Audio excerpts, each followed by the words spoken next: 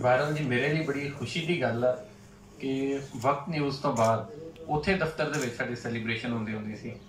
ਤੇ ਉਸ ਤੋਂ ਬਾਅਦ ਮੇਰਾ ਖਿਆਲ ਆ ਕੋਈ ਇਹ ਕਿੰਨੇ 7 ਸਾਲ 6 ਸਾਲ ਬਾਅਦ ਅੱਜ ਪਹਿਲੀ ਵਾਰੀ ਫਿਰ ਮੇਰੀ ਸਾਲਗਿਰਾ ਦੀ ਜਿਹੜੀ ਤਕਰੀਬ ਆ ਉਹ ਭੱਟ ਸਾਹਿਬ ਨੇ ਮੁਨੱਕਦ ਕੀਤੀ ਤੇ ਇਹਦੇ ਵਿੱਚ ਉਮੈਰ ਦਾ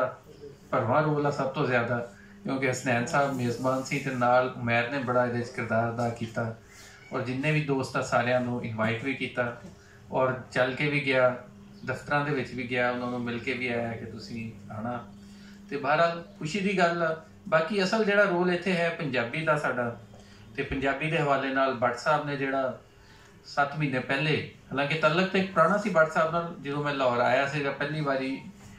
ਐਕਸਪ੍ਰੈਸ ਦੇ ਵਿੱਚ ਟ੍ਰਾਂਸਫਰ ਹੋ ਗਿਆ ਤੇ ਇੱਕ ਪ੍ਰੋਗਰਾਮ ਹੋ ਰਿਹਾ ਸੀ ਪਿਲਾਕ ਦੇ ਵਿੱਚ ਪਿਲਾਕ ਨੂੰ ਕਿਉਂਕਿ ਪਹਿਲੇ ਤੋਂ ਜਾਣਦੇ ਸੀ ਸਾਰੇ ਉੱਥੇ ਮੈਂ ਗਿਆ ਤੇ ਉੱਥੇ ਭੱਟ ਸਾਹਿਬ ਸਟੇਜ ਤੇ ਬੈਠੇ ਸੀ ਤੇ ਉਹਨਾਂ ਨੂੰ ਮੈਂ ਸੁਣਿਆ ਕਿ ਪੰਜਾਬੀ ਅਖਬਾਰ ਜਿਹੜਾ ਸੁਣਿਆ ਤੇ ਭੁਲੇਖੇ ਦਾ ਨਾਂ ਤੇ ਪਹਿਲੇ ਦਾ ਸੁਣਿਆ ਸੀ ਮੈਂ ਕਿਹਾ ਅੱਛਾ ਇਹਦਾ ਮਤਲਬ ਇਹ ਭੱਟ ਸਾਹਿਬ ਮੈਂ ਜਾ ਕੇ ਭੱਟ ਸਾਹਿਬ ਕੋਲੋਂ ਨੰਬਰ ਲਿਆ ਤੇ ਉਦੋਂ ਦਾ ਇੱਕ ਚੱਲਦਾ ਆ ਰਿਹਾ ਸੀ ਪਰ ਉਹ ਜ਼ਿਆਦਾ ਜਿਹੜਾ ਤਲਕ ਵਧਿਆ ਉਹ 2 ਸਾਲ ਪਹਿਲੇ ਤੇ ਉਹ ਚੱਲਦਾ ਜਾ ਰਿਹਾ ਔਰ ਪੰਜਾਬ ਹਾਊਸ ਦੇ ਨਾਤੇ ਨਾਲ ਖਾਸ ਕਰ ਪੰਜਾਬੀ ਦੇ ਹਵਾਲੇ ਨਾਲ ਜਿੰਨਾ ਵੀ ਕੰਮ ਆ ਇਹਦੇ 'ਚ ਕੋਈ ਸ਼ੱਕ ਵਾਲੀ ਗੱਲ ਨਹੀਂ ਹੈ ਕਿ ਇੱਕ ਮਰਕਜ਼ ਇੱਕ ਪਲੇਟਫਾਰਮ ਸਾਨੂੰ ਇੱਥੋਂ ਮਿਲਿਆ ਔਰ ਭੱਟ ਸਾਹਿਬ ਨੇ ਮੈਨੂੰ ਘਰੋਂ ਸੱਦ ਕੇ ਇਹ ਜਿਹੜਾ ਪੰਜਾਬੀ ਅਖਬਾਰ ਵਾਲਾ ਪ੍ਰੋਜੈਕਟ ਹਵਾਲੇ ਕੀਤਾ ਕਿ ਔਰ ਮੇਰੇ ਲਈ ਇਹ ਗੱਲ ਇੱਕ ਬੜੇ ਮਾਣ ਤੇ ਫਖਰ ਦੀ ਗੱਲ ਆ ਕਿ ਇੱਕ ਬੰਦੇ ਨੂੰ ਬੁਲਾ ਕੇ ਤੇ ਭੱਟ ਸਾਹਿਬ ਨੇ ਹਵਾਲੇ ਕੀਤਾ ਕਿ ਜੀ ਤੁਸੀਂ ਇਹ ਪੰਜਾਬੀ ਦਾ ਜਿਹੜਾ ਅਖਬਾਰ ਹੈ ਤੁਸੀਂ ਚਲਾਉਣਾ ਤੇ ਅੱਗੇ ਵੀ ਇਨਸ਼ਾਅੱਲਾ ਚੱਲਦਾ ਰਹੇਗਾ। ਔਰ ਦੂਸਰੀ ਜਿਹੜੀ ਪਟਵਾਰੀ ਵਾਲੀ ਗੱਲ ਕੀਤੀ ਜ਼ਾਹਿਰ ਸਾਹਿਬ ਨੇ ਉਹ ਬਹਰਾਲ ਉਹਦੇ ਉੱਤੇ ਕੋਸ਼ਿਸ਼ ਜਾਰੀ ਆ ਹਸਨੈਨ ਸਾਹਿਬ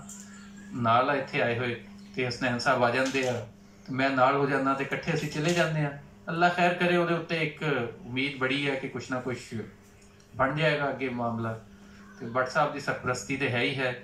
ਤੇ ਭੱਟ ਸਾਹਿਬ ਜਿਹੜਾ ਇੱਥੋਂ ਅਸਲ 'ਚ ਬਾਕੀ ਸਾਰੀਆਂ ਗੱਲਾਂ ਮੈਂ ਕਹਿੰਦਾ ਹੁਣ ਆਪਣੇ ਥਾਂ 'ਚ ਭੱਟ ਸਾਹਿਬ ਦਾ ਜਿਹੜਾ ਇੱਕ ਉਹ ਧੜਕਾ ਹੁੰਦਾ ਨਾ ਅਗਲਿਆਂ ਨੂੰ ਅਫਸਰਾਂ ਨੂੰ ਤੇ ਦਬਕਾ ਹੁੰਦਾ ਉਹੀ ਅੱਧਾ ਕੰਮ ਸਾਡਾ ਜਿਹੜਾ ਉਹ ਪੂਰਾ ਕਰ ਦਿੰਦਾ ਤੇ ਬਾਕੀ ਮਾਮਲਾ ਤੇ ਫਿਰ ਚੱਲਦੇ ਆ